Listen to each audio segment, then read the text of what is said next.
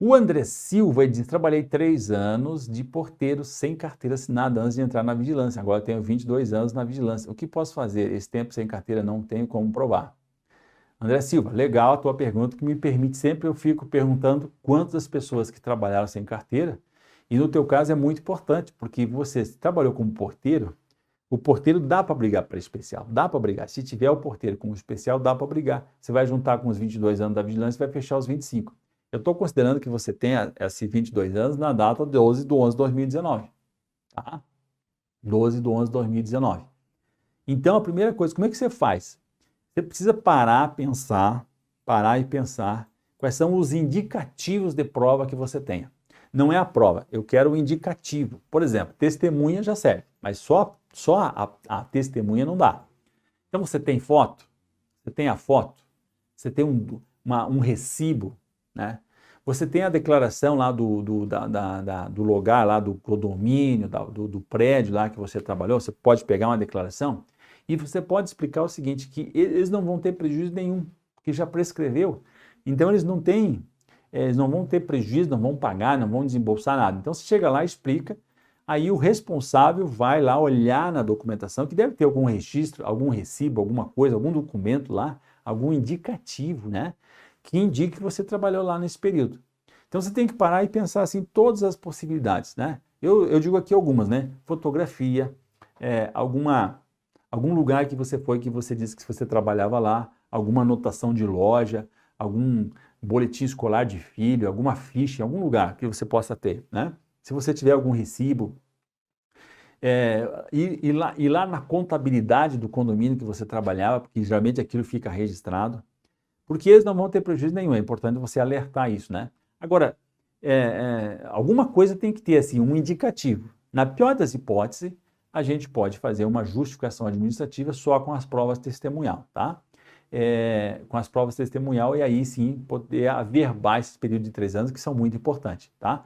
Nessa regra agora, nas regras que nós estamos agora, 3 anos é muita coisa e dá para a gente brigar, tá legal? Para mim te orientar mais e saber mais da sua história, tá, André? Vou pedir que você se conecte com a gente ali e aí a gente vai poder fazer mais perguntas e tal, e se esclarecer e aí te dar uma orientação melhor. Grato pela sua participação, legal? O Arilson Damião da Silva diz, boa noite, doutor Pedrosa, equipe. Se a empresa não repassa os valores devidos a cada funcionário para o INSS, isso pode prejudicar a aposentadoria? Vai prejudicar no seguinte sentido. O INSS vai calcular com base no CNIS, com base naquela informação que está lá no Cadastro Nacional de Informação Social. Tá? Ele vai com base lá. O que é possível você fazer? Por isso que é importante guardar a folha de pagamento. Porque aí você vai pedir uma retificação do CNIS, vai fazer uma revisão, dizendo, olha, eu ganhava isso aqui.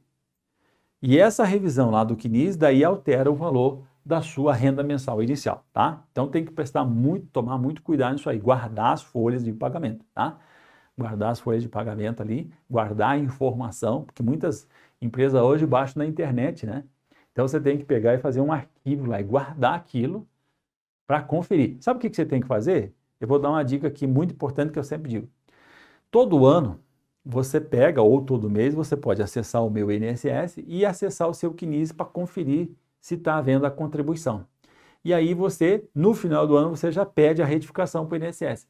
Já apresenta as folhas e já pede a retificação, tá? Aí você não deixa acumular, você vai fazendo isso todo ano, legal? Severino José, boa noite, senhor Pedrosa. Eu tenho uma empresa que não contribui nada e não assiste e não existe mais 1.500 mensais de 2 dias. Como é que é o negócio ali? Uma empresa que não contribuiu nada e não existe mais. Ah! Ele tem 1 ano e 5 meses. E 2 dias? Que não conta na aposentadoria. Ah, sou do Chavão que faço. Muito bem. Severino, legal a tua participação, tá? Ou seja, eu estou entendendo que você fez o negócio, tem uma empresa que não contribuiu e ela não existe mais. Então, o que você tem que fazer? Você tem que fazer, primeira coisa, uma justificação administrativa lá no INSS. Você tem que comprovar que essa empresa não existe mais. Você pode provar de que forma? Pegando uma certidão negativa lá na junta comercial, você pode pegar, tentar pegar um relatório da Receita Federal, né, que ela não existe mais, que foi dado baixa.